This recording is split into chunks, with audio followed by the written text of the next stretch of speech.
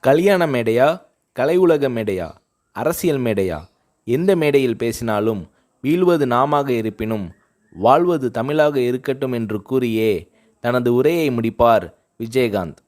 கலைஞர் கருணாநிதி அவர்களின் இந்த திருவாசகத்தை புரட்சிக் கலைஞர் விஜயகாந்த் அவர்கள் தன் இதய வாசகமாக வைத்து பேசி வருகிறார். காந்தியார் வலியுறுத்திய கதர் ஆடையே விஜயகாந்த் அவர்களின் ஒரிஜினல் ஆடை. சினிமா சம்பந்தப்பட்டது தவிர மற்றபடி எந்த விழாவாக இருந்தாலும் கதரே அணிவார் விஜயகாந்த். தன் அப்பாவிடமிருந்து கதர் அணியும் பழக்கத்தை கற்றுக்கொண்டவர் விஜயகாந்த். இவரை பின்பற்றி இவரின் நண்பர் இப்ராஹிம் ராவுத்தரும் கதர் மேல் காதலாக இருக்கிறார். இந்த மதுரை நண்பர்களைப் போலவே அவர்களது தந்தைகளும் நண்பர்களாக காங்கிரஸ் கட்சிக்காரர்களாக இருந்தவர்கள்.